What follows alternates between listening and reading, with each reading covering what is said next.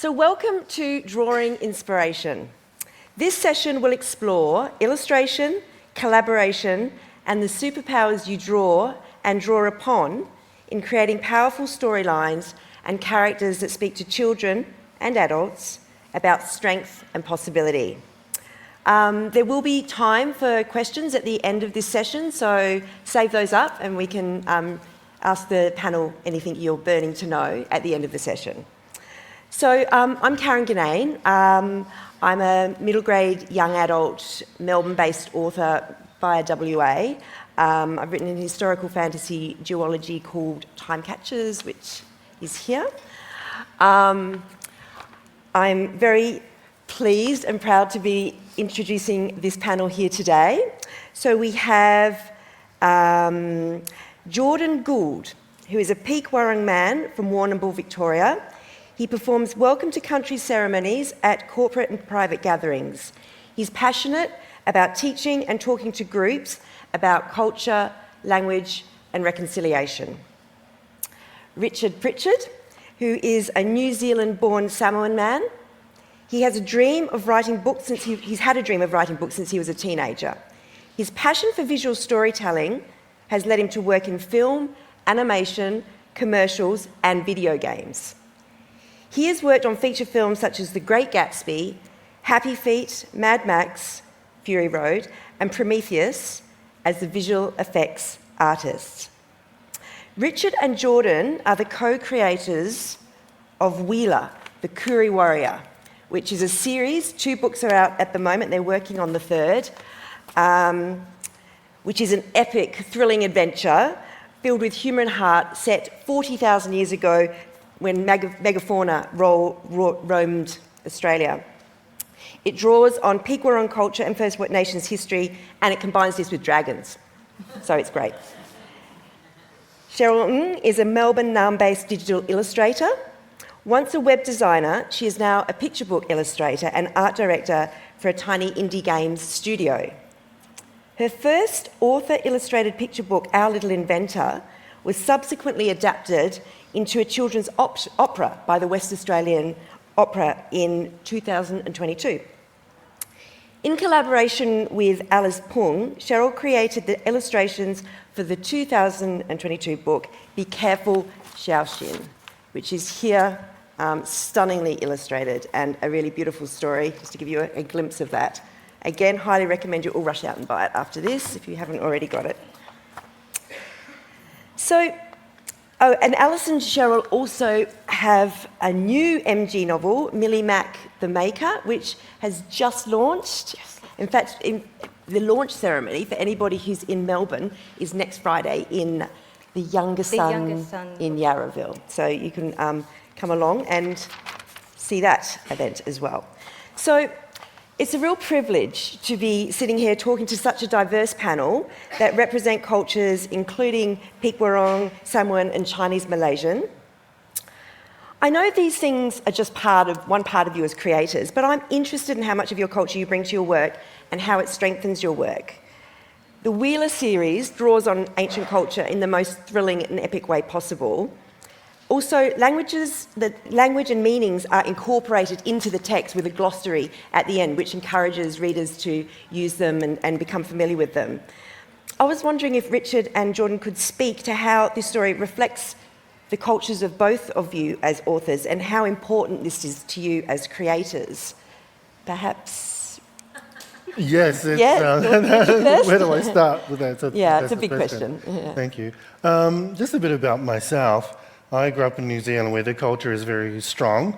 I'm Samoan, and I used to compete in a lot of Samoan secondary school dances. The culture's everywhere. You know, the rock, the actor is Samoan, so we're widely celebrated people. But when it came to Australia, I didn't see what I expected to see, which is a lot of Aboriginal people everywhere, like what we've been told in New Zealand with Qantas. Aboriginal people everywhere, right? And I came and oh, that's not the case at all. And so from that day, about over 20 years ago, I thought, I want to do something. I have to do something. Good afternoon, everyone. We've just lost a little boy called Hamish. Hamish, if you could please make your way to the front counter. Your mum's here looking for you. Is Hamish here? That's Hamish. Please direct him to to the front counter. Thank you. No, I don't think he's No, here. Hamish? Okay. No, poor thing. And I always wanted to do something with the Aboriginal people, but I didn't really know how or have a spark to do it. So one day I went to this conference and I saw a young Aboriginal woman talking about her culture, and her dress, her outfit looked just like Samoan culture. And as soon as I saw that, I thought, if they have a female dancing culture, they must also have a warrior culture, because in Samoan culture, women are as much warriors as men. And so I investigated it and I asked the elders for permission to write this story, because I thought to myself, I could do that. I could write a story about an Aboriginal female warrior that would fight for her family that no one's ever seen before. And so I went to them, they gave me permission, and they said, by the way, you've got a young boy in your class called Jordan. Why did you ask him if he wants to help? And so I approached Jordan. Jordan was, I didn't know, but he was already my top student in animation. He says that to make me feel nice. And so we've been working on Wheeler for 5 years now. Yeah. And Jordan was already doing stories with video games and stuff. So I thought, yeah, I mean, he's already got that mindset, then that's great. I can work with that. And so Jordan looks after all the Aboriginal aspects of the story, the glossary, the names, the meaning. He came up with Wheeler, her name, and everything in the book that's got to do with culture comes from Jordan. So I'll let Jordan speak. Can you and speak a bit to that, Jordan, about your involvement? So also, yeah, a bit about me. My background isn't as big as Richard's, but I'm big in like IT, and also I play a lot of games as well. I'm also on the autism spectrum as well. So with all these like creative ideas that I have, I struggle to put it on pen and paper, as well as I tend to stumble on some of my words as well. So when I met Richard, he said that his preferred way of working is that he, kind of extracts these ideas from someone and he writes it down. So when I found it out, it was an instant connection. And then I felt like at ease that I can just verbally tell these stories and verbally tell my ideas, and Richard will be able to put it on pen and paper and be able to make a story with it. And tell us a little bit about the name Wheeler. Yes. So the name Wheeler is actually derived from the word Whelan, which is the Aboriginal word, the Pequodong word for yellowtail black cockatoo. And the yellowtail black cockatoo is actually my totem animal for the Pequodong tribe. And so I got the word Whelan, I played around with it. It was like Whelan, Wheeler, Wheeler. And I just played around with the word and, yeah, got Wheeler. And I think there's another story around Wheeler that's a very recent story, isn't it? Oh, yes. Tell that. Yes, so we actually had a baby name dedication to us as well.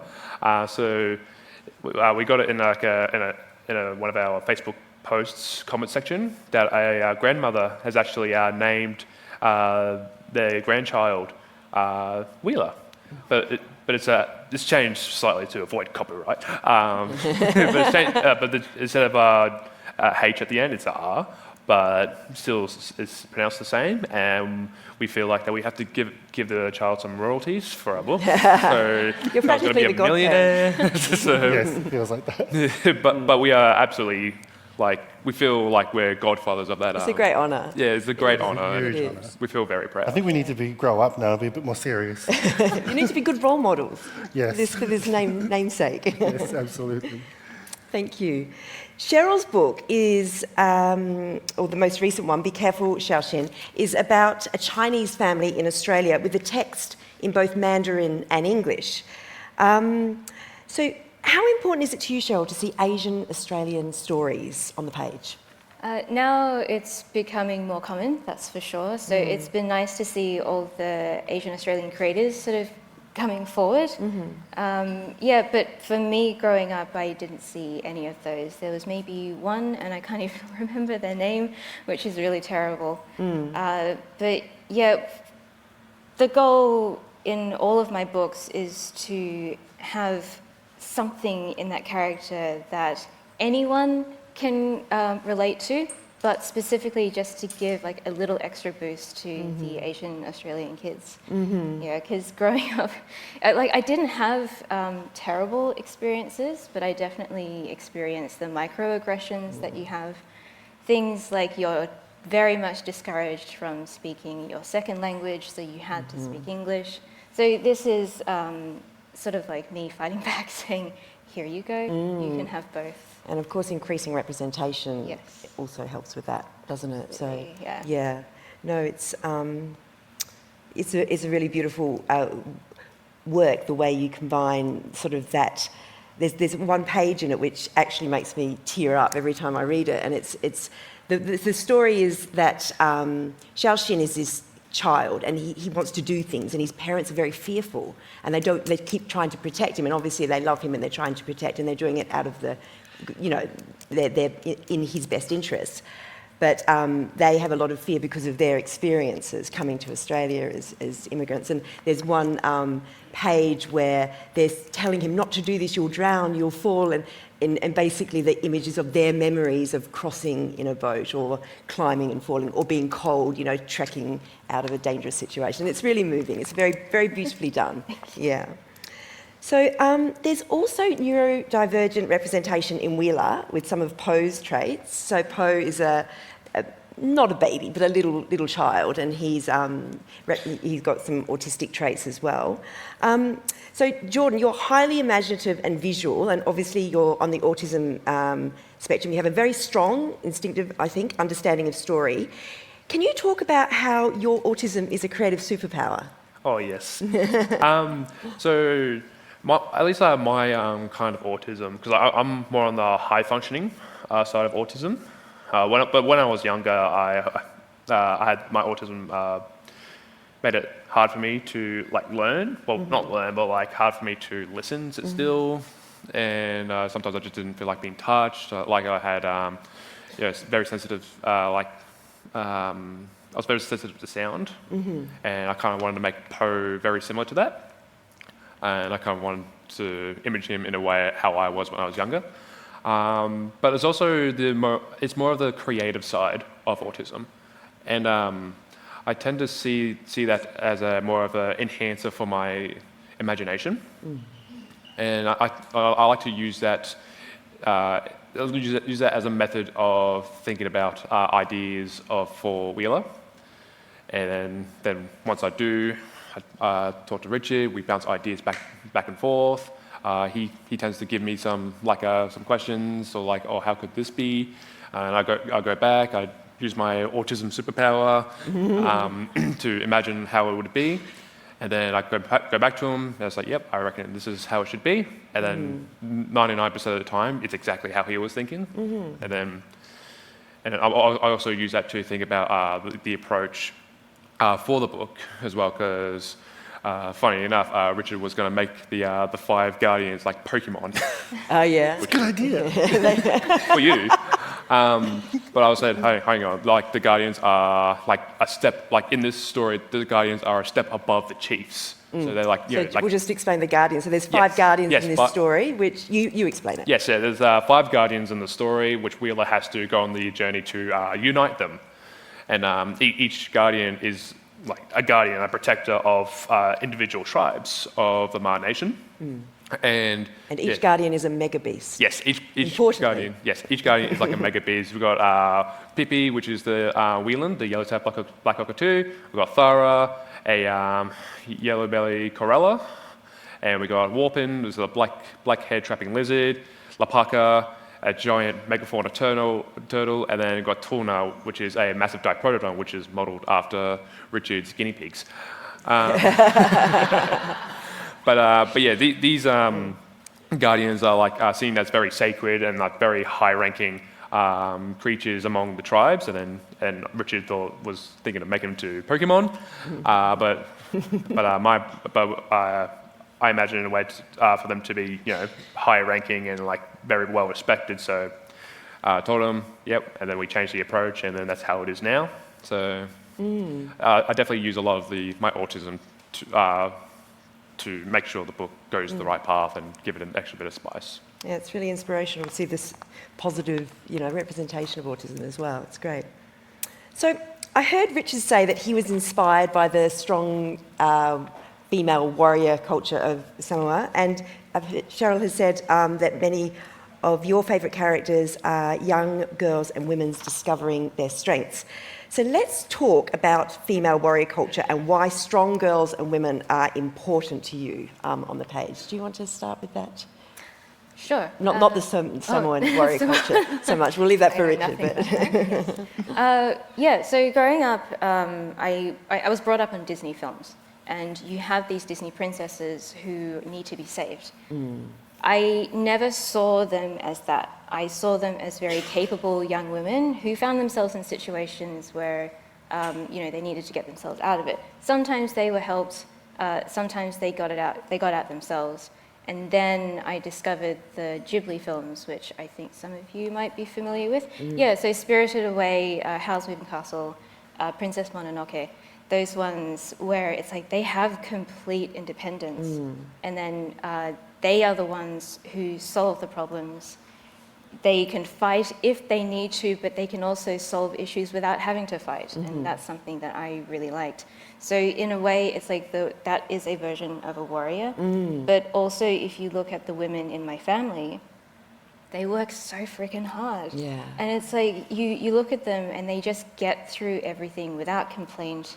Sometimes it's not a great situation, but it's often that invisible, unrecognised labour, isn't it? The emotional labour. And I'm frustrated for them. Yes. So to be able to write characters who have that sort of resilience was key to everything. And it's like, you don't have to, like, as much as I admire great adventures and all of that, for me personally, I love what each character can do in like everyday life, and then how to deal with those. Yeah, absolutely.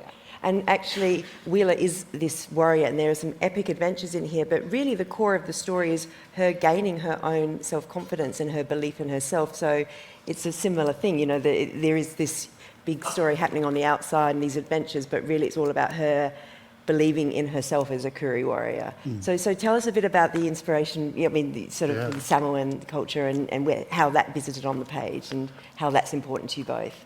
Yeah, well, it's interesting, like, Jordan and I have a kind of a similar upbringing. We grew up in single-parent families. And so I grew up in a family of 4 kids, and my mum, like, she was on welfare in New Zealand, and I saw the strength that she had to look after 4 kids on her own. And then one day when I was 30, I actually met my dad in Samoa, which is a whole other story, for the first time, right? Right. And we were at this restaurant, and he was talking about all this stuff. And then he said something to me, and I said, you know what? You're the one that's missed out. My mum is amazing. She looked after us as kids. And I thought, she sacrificed so much for me and for my brothers and sisters. And that's been, she's been my role model, right? And in Wheeler, like Jordan and I, we put a lot of that into this. Like, Wheeler is a teacher, and we gave her pets so she could be a mother to the pets. She calls them her fur children. Fur babies. And one of the things that I was writing, we were writing this, is how does Wheeler become the Kuri warrior? Like, what does she do to make her strong? And we were thinking about this for ages, because we didn't want to just go, yeah, I'm like a guy, I'm strong, well, I can beat people up.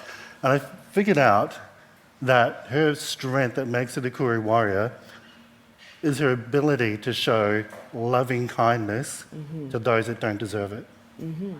That's the strength of a warrior, to sacrifice your ability to give someone what they deserve. You don't do that. You give them what you want to give them because of who you are. And that's what makes the warrior out of Wheeler. That's what makes a warrior out of women, is because they could walk away like a lot of men do. Have children, walk away. But they don't. Women are the ones that fight for life and for the things that they love. Yeah, that's really profound. And that's, yeah. Yeah, that's really beautiful. And it is actually the emotional heart of the story, that sort of strength, that obviously the adventures are there and the mega beasts and the thrilling ride of it all, but it is the emotional journey of Wheeler and coming to terms with her own strength and what that means. Yeah, well, that is very much, very profound. Yeah. Do you have anything to add to that, or is that covers? That pretty much covers Yeah, most of it, but yeah, it's just because I never got to see my dad when I was growing up, similar to Richard. My mum was a massive role model for me, and yeah, especially when I was a lot younger, I had like more. Like my autism was like more difficult to manage. She had to deal with that all by herself, and yeah, she didn't really have anyone to go towards for help. So like for her to like power through all that and give me this kind of life, it's amazing. And like she had me when she was very young as well. So that would have been a much more of a struggle for her. Yeah. But the fact that she kept going to give me the best life possible. Yeah, she's my hero. Yeah, Wheeler is a tribute to women. It's a strong woman in your life, as is Be Careful Xiaoxian. So, collaboration. So these are all collaborators, artistic collaborators. Cheryl, you've worked very widely with other creators all through your life. Your digital design work with the WA Opera, who adapted your beautiful book, Our Little Inventor, such an honour, into a children's opera. And most recently with Alice Pong, who obviously is a superb writer. Richard and Jordan, you've obviously worked together really closely on the Wheeler books, combining your ideas and your talents in some really fascinating ways. So we've already touched on a little bit about collaboration, but could we go into a bit more about collaboration and its benefits and whether there's any downsides? Whether you'd like to share that or not, I don't know. But do you want to start with that, Cheryl? Oh, sure. I've worked with a number of people over the last few years, whether it was for my design career and then for the book stuff as well. I haven't had terrible experiences, but even the slightest hitch where you have a disagreement with someone can really ruin that sort of partnership. And I have watched like a meeting just go terribly wrong because everyone disagreed on something. Yeah. I tend to choose my collaborators very carefully, whether it's like a meeting just beforehand to get to know each other, and then if we gel, then we can work together. For Alice and myself specifically, I call it quite unusual because when we first met, my agent had just introduced me to her because I wanted to work with Alice. Alice is amazing. And then we got along, which was nice. We discussed a story that we might work on, but then we separated for a bit, and then COVID happened. So for like an entire year, we didn't talk to each other, whether it was on Zoom or anything. We just emailed each other a handful of times, and it's like she did her part, I did my part, we put it together, and then that was the book. That is unusual in terms of the collaboration, because normally it's like you have a meeting every week to make sure that everyone's on track. So I do both.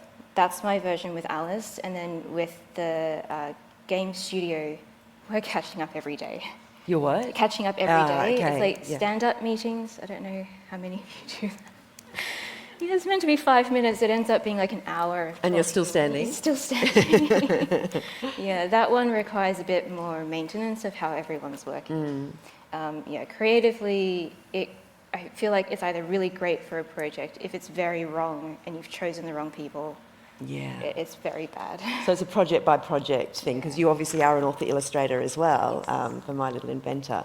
You did the whole thing yourself. And so how was that different? Was that I suppose much more streamlined in a way, but perhaps took longer, or? There's still collaboration with the publishers and the editors. These guys will know. Everyone that when you get feedback from your editor, it's like that becomes a collaboration of, do you go with what they want? Yes, it does. Or do you push back and be like, no, I want it this way. Yeah.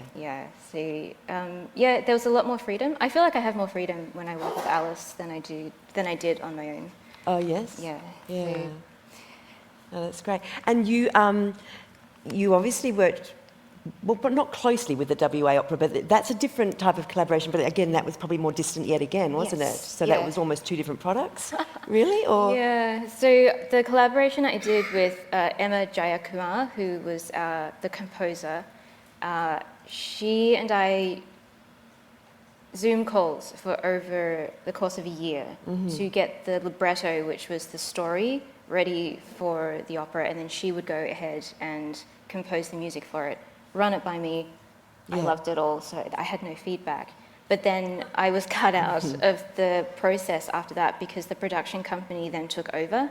So that was, I was aware of this and I was okay to take that step back. So it's interesting when somebody else takes your project and you don't have input. So you have opinions and you kind of do just have to let it go. could you see what was happening, or you didn't even have any view of what was happening? I had an inkling about what was going on, and they did a very good job. Like, I wish everyone could see it. I'd love to see it. Yeah, it was very, very good. It felt different, and But it's a that's different what- form, isn't it? Yeah. Stories do that though. They take on different forms. And it's interesting what you say about every author, because I've never collaborated as you have, but of course you do collaborate with your publisher and your editor, and there's all that sort of, with the cover designer and all that sort of thing, and it is very much the right person. I had a brilliant editor, so there wasn't much pushback. I sort of basically said yes to 99% of everything she said. So how about you guys? So I'm talking about collaboration within yourselves, but then obviously you've got your relationships with outside of yourselves that you've worked with in other areas, particularly you, Richard. So Yeah. Is this being recorded? no, you can say anything. Do we have authors in? Yeah, we are authors or writers. Yeah, I think in we've the got a mixed audience. Just wondering Yeah. what there's more best information for you. Yeah, I love collaborating, especially with Jordan, because it's been recorded. No, it's very difficult, not with Jordan, but I think it's only difficult in your mind if you're the type of person that has a very strong vision of what you want to be done. And when other people don't align to that vision or try to do something that is not what you're thinking, it's very hard to recalibrate where you want to go and try to get it back on track. I only say that because I have a very strong vision of what things I want to do. But you can't always have your way. No. If you want a learned that good quite young, project, if you want a good unfortunately. story, you must listen to the other person you're collaborating with. Or if you have a client, like I'm used to having clients, you've got to envision what they're envisioning and then create it. So a lot of collaborating is about listening to the other person. I might throw something at Jordan. Hey, what do you think? How do you think they should use the axe? And Jordan will come to me and I'll say, that's a good idea. And I'll have an idea and we'll come back and forth until we settle what's going to become in the book. And there's so many of those questions we collaborate on. Now, even with the front cover of this book, for an example of collaboration, this one, I actually wanted a different character on the front cover. And here's one. I'm the co-author and illustrator. Yeah. And so I could send the publisher my version of what I want and not Jordan's version. And it would get approved because Not that they would never see would. Jordan's version. But being a collaborator, you go, what do you want on the front cover, Jordan? Jordan goes, I want this character. And I begrudgingly go, fine, do a sketch of that character. And then I'm like, okay, be good. Send them both to the publisher. And the publisher chooses Jordan's version. And I'm like, but it turns out the perfect character. Yeah. In the story, it was the exact right one to be on the front cover. So that's the sort of collaboration that can happen. Sure, I've got a strong vision. To collaborate, you must listen. And even though I've got the power not to show Jordan's idea, you've got to be humble and you've got to go, hey, I know nothing really. Let's just see what the audience want. Let's see what the publishers want, and let's do what's best for the story. So if you have that mindset, you can definitely come out with something a lot better if it's just me. Like I definitely could not do Wheeler without Jordan. No. Like, there's no of course way. not. Jordan is Wheeler. I find it so interesting the way you two talk about it, and you almost have this it's almost oral storytelling between you. You have the story verbally, and then you kind of just transcribe it almost. Yeah, Almost, yeah. not quite, but The funny thing is, because I worked in the film industry, I worked for George Miller, the director of Mad Max, for 4 years in the story department. He doesn't actually write. He hires writers to write for him, and we sit in a big table in a big room, and we just talk about what Mad Max is going to do, what these characters. Some people draw them. The people drew the whole Mad Max Fury Road, the last one, and then a writer came in at the end once it was finished editing, typed out the script, had nothing to do with the formation of the story, got a credit for a writer. Did he write it? Not yeah, really. no, But he absolutely. transcribed it, and he got the Yeah. credit for it. So but that's fine, because the director gets the credit in the end. But so in Jordan and I, writing itself is not the ultimate goal. The ultimate goal is what Jordan said before, the approach, making sure that the tone is right, the characters are going the right direction. I could write 1,000 words in the wrong direction, but without Jordan's input, it's wrong. yeah. They would have been all Pokemon characters. Yes, terrible. Yeah, so that's how we do it. We talk and we chat and we yarn until we come to a conclusion, then we write Yeah. after it. Oh, yeah. that's so fascinating. So I'm also interested in different ways of approaching stories. So Cheryl is first and foremost an illustrator, and we just talked about the unconventional way that you and Richard and Jordan work together, which is largely based on your experience working in the film industry, where writers are not necessarily the main storytellers. So can you talk about what illustrating and other more visual forms can do in storytelling that maybe words can't? Do we have any thoughts about that? Because I have some opinions about that, because I've read this book and the words are very, not that you want to hear my opinions, but the images are such rich subtext, and the words are quite spare and beautifully chosen, but without the illustrations, the illustrations add everything. So I'm just, because I'm not an illustrator, I don't have any skill whatsoever with drawing, but I know that this is a very rich source of storytelling, the visual side of it. So I'd just be interested to know what the illustrators among us think. Do you want to go first? Well, do you want to talk about how you send me illustrations? Sorry? How you send me Oh, yeah. references? So, because first and foremost, I don't write or illustrate. Richard does all that. He's a superhuman. But when he writes up like a draft, after we talk about a lot of how the story should be, I read through the draft, and while I read through it, I start imagining in my mind how the scene should go, how it should look, how I reckon it could look, and because since I play a lot of games, I watch a fair few movies, anime and all that, I have that access to that media, and then I can use that as reference for what the scenes could be. So I watch a lot of Dragon Ball Z and play D&D a lot. And if there's a scene that I reckon that is similar that could look similar to something I've already looked at, I grab that photo and I put it in that draft, and that usually helps Richard in his illustrations, so he could use that as a point of reference, and that's just my way of contributing to the illustrations. And because also I can't draw, I can barely draw a stick figure. I could draw a highly detailed tree though, but yeah, in the drafts I tend to put in little JPEGs in the draft for Richard to see, and that he can draw on that to help with his illustrations. Yeah, and then I put that in the folder, put that in the actual Word document. So in the Word document, we're always putting pictures in, so I can illustrate or even write and be influenced by that illustration. But to your question, for example, drawing for culture, I actually didn't want to illustrate the book. I just wanted to be part of the writing until I had to start drawing, because my initial illustrator was a bit slow. And then you ever worked with someone and they just take forever to do something? There's a whole story for there you? that we actually want to hear. Yeah. And then I thought, okay, the first drawing was Wheeler sleeping on the ground, and I'm like, okay, I'm going to draw that. Wait, what does a hut look like? What did Aboriginal people actually sleep on? I can't make it up. I have to research this. So I went through thousands of drawings, visited cultural sites and museums just to download that. And then I thought, oh, this is a big responsibility. Like, I cannot make this stuff up. I have to infuse all Aboriginal culture all over Australia and just download it and then just do it properly. And that's influenced all the illustrations and all the drawings. So. And you did consult with the elders as well, Yep, didn't consulted you? with the Everything elders, was talked to lots of people Yeah. about it. But you know, sometimes when you're trying to illustrate an emotion,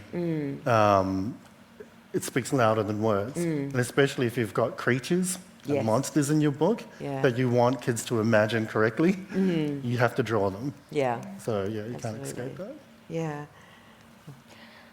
You just do it, don't you? Yeah, I do. I think that's it, when you just do it. You It's don't very unhelpful when I describe the process that I do, because a lot of the times when I read stories, even as a kid, it's like you visualize it as a movie in your head. If someone's having dialogue, you can see them, like the camera switching from one to the other, or if they're describing the landscape, you can see that, like yourself flying across. Imagining your castles, imagining the way people dressed, especially, was a lot of fun. And when I think of stories, I think of them visually. Okay, so they're like a little movie running through your head, and it's almost Yeah. like you're downloading that. Exactly. Yeah. Little Inventor, I don't have it here, but it was originally just a set of images for the story. And then I had to go back and then write the words to go with it because it needed something. I want to be able to do a picture book without any words at some point, but Yeah. that's for the near future. Yeah. And Alice was very accommodating in Be Careful Xiao Xin, because she specifically wrote in the manuscript, from this point onwards, Sher Rill will just do the illustrations to show what's happening. And yeah, like there are several pages where no It's words. just illustration, Yeah. and it does work. It's very, very powerful. Yeah. Yeah, that's so interesting. So what were the art forms that inspired you all growing up? Books, movies, games? I think I know the answer for you, Jordan, but yes. do you want to go first, Jordan? Yeah, so I think when I was like about 9 or 10, I started. My mum first gave me like a PS1, and I started playing games from there. I played like a lot of like Spyro when I was growing up. I played a lot of first-person shooters when I was growing up. So I had a big exposure to games. So I got exposed to those kind of artworks, and also was big on like not only big on movies now, but I used to watch a lot of movies and TV series as well. So got exposed to that at a very young age, and even now I play a lot of games. So I could definitely say video games was a big part of my life, I'd say. Yeah, it comes across when you present. I was lucky enough to sit in on one of their presentations at Port Fairy, and when Jordan, you get so animated, and you're completely on the level. The kids, it's so cool. You know, he's like this really cool presenter. Yeah, and he's just like on their level. Yeah, no, it really comes across. It's a definite advantage. How about you, Richard? Yep, I grew up on a healthy dose of Clash of the Titans and King Kong, Star Wars, Transformers. They're bringing back the Transformers first generation are movie they? now, and JB Hi-Fi and toys, and I'm so tempted to buy them all. I'm like, it's for you, son. Children don't are open the useful. box. Yeah. Yeah, so yeah, my imagination came from all of that. Yeah. Cartoons, Ninja Turtles. Yeah. I grew up on that, and that's what we like, you Yeah. know. And our market is that. It is that. It is And again, that. when you Yeah. present, you were just, because Richard creates a creature live, and the kids are inputting into that, and they're saying, we want it to have a unicorn horn, and we want it to have wings, and we want it to have platypus feet, and you just make it. And you're just completely on a level with the kids. Yeah, and I think that's what I love about middle grade Yeah. readers. They love action, adventure, Yeah. fantasy. But once they get older, they sort of lose that a bit. So it's great to stay in that area where kids' imaginations haven't been tainted Exactly. by self-consciousness. Exactly or right. Other thing, when they go to secondary school, they can It is quite a maintain magical the primary age. Yes. enjoyment of imagination. Yeah, 100% agree. How about you, Cheryl? What inspired you growing up? Oh, I mentioned all the Disney and the Ghibli films, but also, you just reminded me, I was a massive Star Wars fan from year 10 years old until still now. But the thing I found most fascinating about that was the behind-the-scenes stuff that you get. So I had a VCR version of The Phantom Menace, and at the beginning of it, I think there was about 10 minutes where they show you how they make the movie. But then DVDs became a thing, and then they had the behind the scenes, they had the commentaries from the directors. So I ended up watching all of that more than I did the movie. Yeah, and Howl's Moving Castle has this amazing version where you can watch the whole movie in the storyboard form. Oh, wow. Yes. Oh, that's amazing for an Yeah, illustrator. it was perfect. Yeah, So yeah. actually a lot of the illustrations, if you end up watching it, it's quite long. You'll see some of the references in the books that I do as well. So yeah, besides like Sailor Moon, anime, Dragon Ball Z, I did watch that. Yeah, the behind the scenes, the structural part of it was fascinating to me. Yeah. Yeah. Fascinating. Well, that's really interesting. So, in Be Careful Xiaoxin, the Red Warrior gives Xiaoxin an alter ego and he's like a role model for courage. And you also got these things that I thought were fear ghosts, but you said were worry creatures, which is kind of the same thing. They're quite spooky. So basically he has to overcome these ghosts with his own imagination. And in Wheeler, obviously, you've got the superpowers of the Guardians and also the dragons, and you've got a lot of fantasy elements. Well, how do you think fantasy and the imagination helps kids in the real world? You look like you want to answer that. Yes. I definitely say that because like fantasy is kind of just like a genre without limits. Because like if you think like medieval, it's sort of limited because like there's got like knights in shiny armor, or you got the like industrial like kind of genre. There's like machines and everything. But fantasy can be all that combined, and just like it's a way where imagination can kind of just like bear fruit, if that makes sense. So that's why we really want Wheeler to kind of like be a mix of like with fantasy. That's why we put dragons in it, but also have real world elements for that bring in like the Aboriginal culture as well, because we know that kids they learn a lot more through something they enjoy. So putting in Aboriginal culture, language, and all that in like a fantasy setting with just like adventure and just like being a massive thriller every single page you turn, and like quick, sharp action. It's the best way for them to like learn the culture as well as just enjoy it. So, and yeah, like everyone loves dragons. So we really wanted to bring dragons in and bring that fantasy element. Yeah. So, and there's giant, like a giant like bird, like cockatoo, the size of a building that you can ride on. Like that's leading fantasy. So yeah, it's fantasy. Reminds me of Terry Pratchett, who was an author, said fantasy is a plasma in which other things can be carried. Yeah. And I think that says it really well. It's like, Yeah. it can, obviously I write fantasy as well, and you can sneak so much into a fantastic story. And it is actually the oldest form of storytelling, really. That's the first myths and legends and whatever.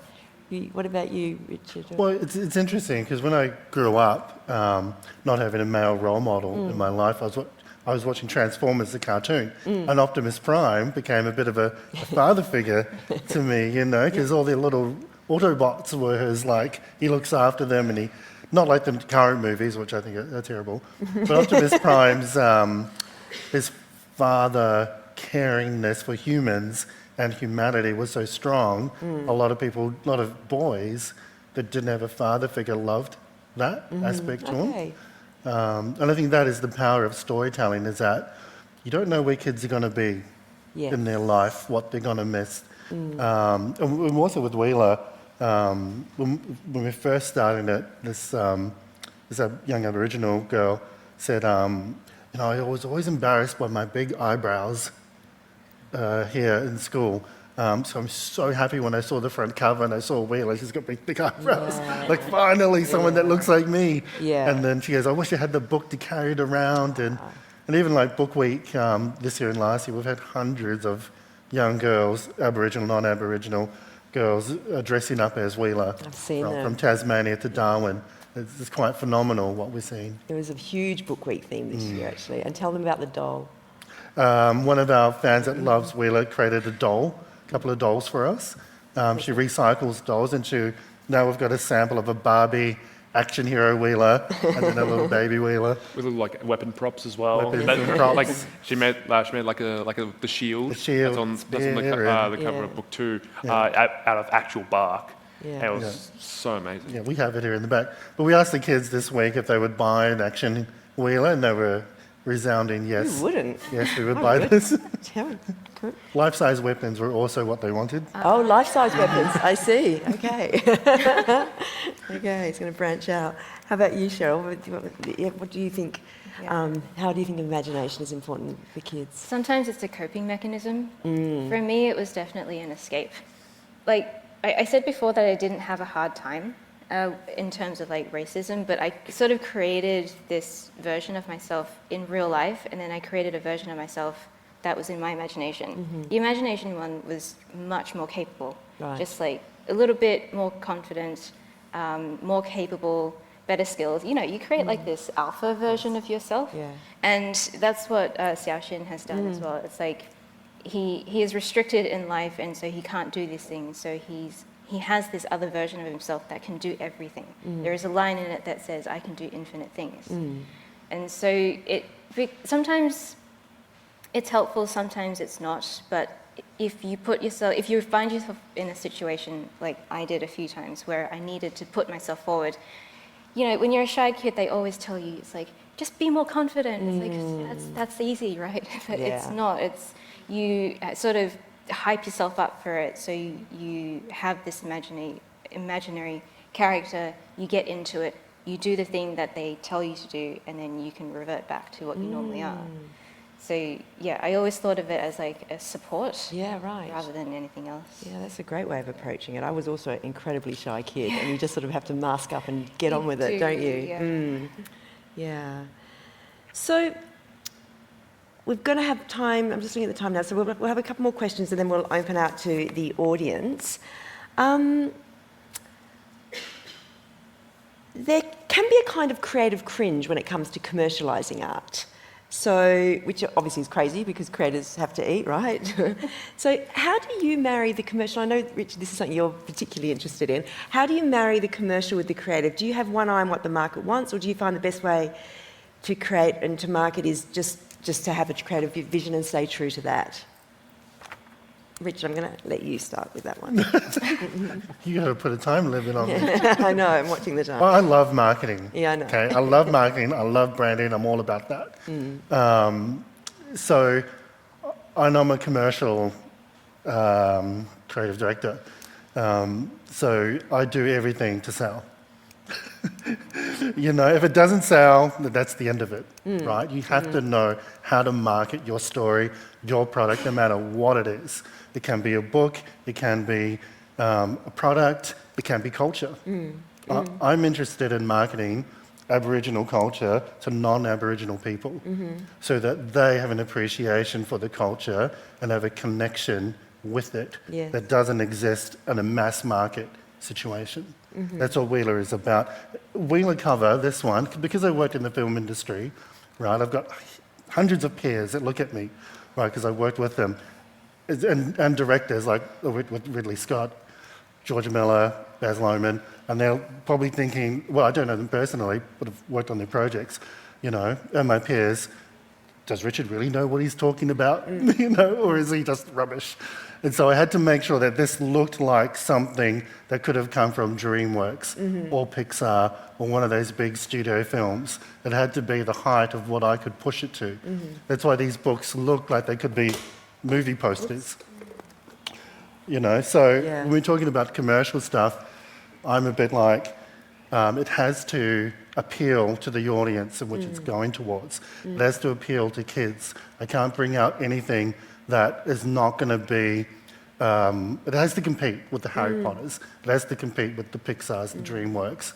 And that's what we try to push Wheeler towards, that high-level art, high-level animation, high-concept storytelling. And we It's an important message that you're pushing, as well as the story, as well as, you know, obviously wanting your books to sell well. And you need to get it out there for that to happen, don't you? You need to achieve a certain saturation. Yeah, and Aboriginal culture deserves that. Absolutely. You know, they deserve to have the best representation possible. And I'm responsible for what I'm representing because I'm not Aboriginal. Yes. So So I like hire myself to make it look awesome. And it is awesome, you know. I'm just going to read something that you wrote at the back of this, which speaks to that exactly. I hope that Wheeler will spark the desire to bring back that which was lost and make it loud and proud in schools, homes, businesses and mainstream media. I hope we can all genuinely embrace, sit, listen, give and receive forgiveness so that together we can coexist, celebrate and honour Australia's great and ancient culture. And that's what you're doing, and doing it very well and very entertainingly. Yeah. Yes, the kids are loving it. Yeah. How about you, Cheryl? Yeah, well, I don't have the book with me here. Our Little Inventor, the cover was made also to look like a movie poster. Mm-hmm. And it did work because when it was on the shelf, the kids would point at it first and go, "What's that?" Right. So within, like, the cover of anything, it needs to capture the attention. The publishing marketing team will tell you, this is what we want to see. I do a lot of covers for fantasy middle grade novels over in the US, and you can tell the difference between this is what the marketing team wants and this is what the creative team wants. And you have to be able to meld the two together. Mm-hmm. Sometimes it is a restriction and sometimes it doesn't look great, but being able to work within those restrictions can be quite helpful as well. And then you have all the creative freedom that you want within the story too. So it's almost like the surface level stuff that we have to do. And yeah, if no one's seeing your work, then it's not going to sell. That's it. Yeah. Yeah. So you kind of just have to bite the bullet. Yeah, yeah. do the thing, yeah. And when you're creating something, do you have an idea in your head? It's like, I want to do something that sells, or do you just have a pure sort of creative vision first and then think about the marketing? A little bit of both. It's almost like, is anyone going to enjoy the story at all? Because if you know that it's a good story, but people are not going to like it, that's a weird crossover. But then it's not worth the time. If the story didn't talk to me personally, then I wouldn't choose it. Oh, yeah, that's the other thing. I tell young artists all the time, if you create stories that you love the most, you will end up finding your niche audience that way. It's like sometimes you can push for an audience, or you can just settle for the really small one that's going to love the story that you create. Okay. So I guess there are two versions of that. That's a personal choice as well. Yeah. So what advice would you give to kids who want a creative life? What's the best, or maybe what's the best advice you've ever received? What do you say? Your turn. I suppose like the advice that I got was actually from Richard. Is that I don't need to be able, like, if you want to like write a book or write a book or write a script or get into the movies, you don't need to be the one to write or to illustrate, or you don't have to like have all these skills. If you know someone who does, and they're happy to work with you, you can practically do anything together. Just like how me and Richard has made Wheeler. I wouldn't have done it without him. He wouldn't have done it without me. Yeah. And it was just this massive collaboration. And it's just from that advice that he gave me is something that I'll take with me to my grave. Oh, fantastic. So, yeah. Oh, Richard, you're a mentor. No, that's lovely. But yeah, it's Yeah. you don't have to have all this massive skill set to do what you want. And you're still so young as well. Yes, I am 22, by the way. Yeah, Richard, you've already given your great advice to Jordan. Yeah, what he said. Mine is very simple, that saying, if you do what you love, you don't have to work a day in your life. I've always pursued that right from a very young age. Yeah, that's what you said too, Cheryl. Was that your best takeaway? I actually disagree with that one nowadays. Okay, let's hear that. Oh, really? You're going to have a debate. Well, my advice is always start off creating the things that you love first, because what's going to happen later on is that you're going to have to do the things that you don't like. Art is, the illustration work that we do is a job, and you have to be able to manage that too, and your creativity, because if you allow the job to take over, you'll lose the creativity, and yeah, I did go through that. Yeah. So yes, when you are starting out, do everything that you want to do first. Okay, Yes. that's good advice. Yeah. Yeah. The best advice I got, surprisingly, I managed to talk to Sean Tan very briefly. Yeah, and he said to me, keep all your doors open. And that was because when you're a young artist, you're looking for things to do.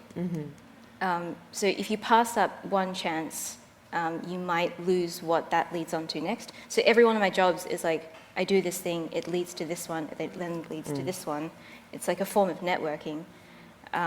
So his advice was in tandem with somebody else's, where I somehow ended up getting the book published. So yes, yeah, it might lead to a bad experience, but it's okay. You'll move on to the next one. All experience is a good experience for artists, aren't they? I wonder if that's saying if you do what you love, you won't work. What is it? A day in your A life. day in your life, which means if you do what you love, you won't get paid.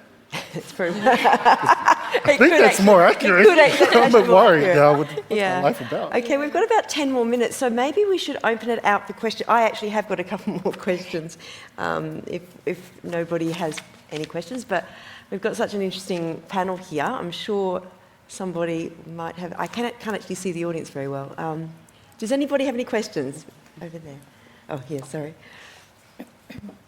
Hi. I have a kind of a follow-up question around the area of compromise versus integrity. And I was wondering if any of you have any stories to share where you refused to compromise, you felt really strongly, because that's, a challenge in collaboration. Thank you. Are you pointing at me because of the cover? Yes. No, there's a Such a story. good story. This is the cover of Wheeler Book Room 1, right? But so I do the artwork for the front covers, and I submitted it to our publisher. And I thought, I'll let them design the text, because they're pretty good with their book covers, and I was really enthusiastic. They sent me the cover back with the text and the design of the logo. It was horrific.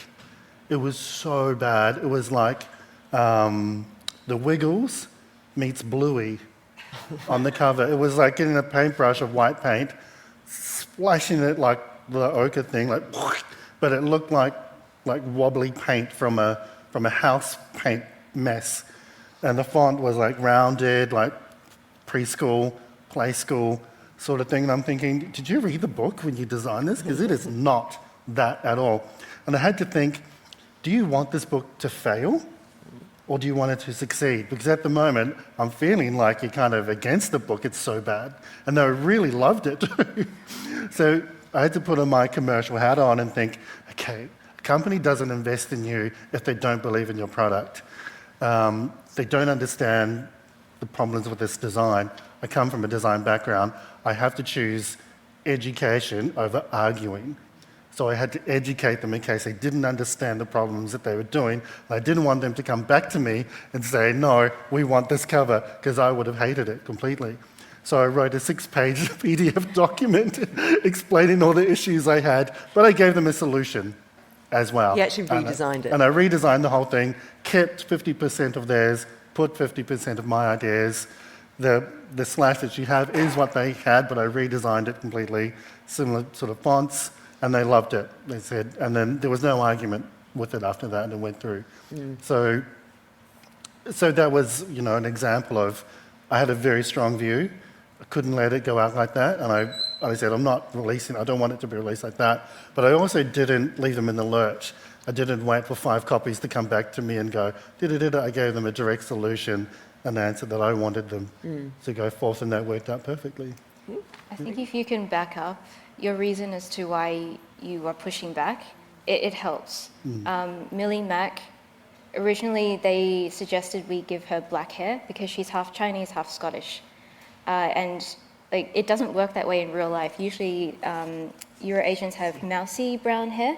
Sometimes it's darker. I met one girl who had bright red hair. She was half Malaysian, I think half white Australian.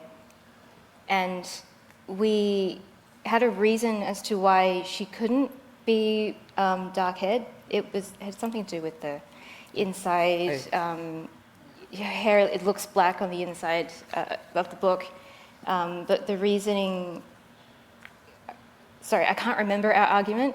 It was quite a good one. specific. It was a good one, and I've forgotten it. Alice fought for this one. So we went back and told them these are all the reasons why she shouldn't have black hair. And then they were like, okay, yeah. Yeah, and don't be afraid to point that out to them. And like even if our writing now, they did a really bad edit on book 2, and we had to push back on a lot of their edits that they did for us. And luckily, we caught some that were really, really bad. It would have caused riots if it went through. And they just didn't understand. But now in the text, I put in brackets, keep this because it's going to pay off later. Don't delete this scene because the third book needs this requirement. So the editor knows why I'm putting stuff in there. Yeah, it's a good thing to do. It's okay to let them make that choice too. I let a lot of things go through, and usually it's not a massive issue. Yeah, if there is a huge problem, then I'll say something. Yeah. Great answers, thank you. I think there was another question at the back. I'm just curious as to whether each of you had a sense when you were ready to go out there in the world in terms of putting your work out to be published or to be looked at. There seems to be sort of two broad schools of thought. One is that you get as ready as you can in terms of the product and what you do, and then you go out because there's only really one entrance. Versus a lot of platforms now where you can self-publish and you can kind of put your work out there. Like a lot of computer games sort of put their work out there years before they're ready.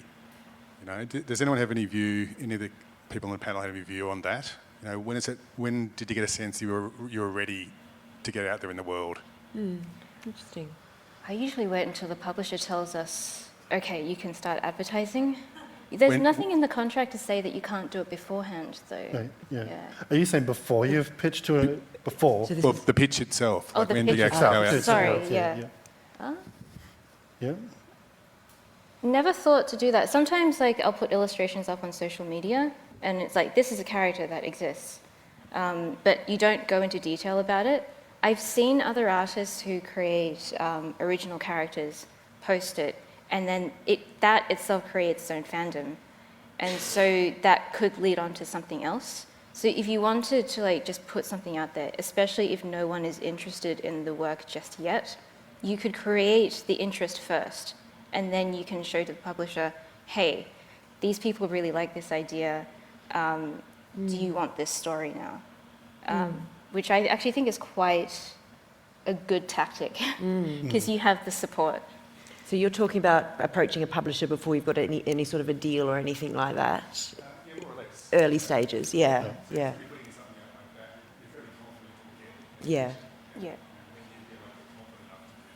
I think it's still you have to prove that there is interest.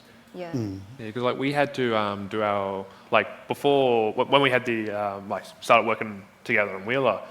Before you wrote anything, we launched a Kickstarter, and we made it, put it on our socials hey, donate to our Kickstarter for this amazing story, and we smashed our goal by double or triple, nearly the first week.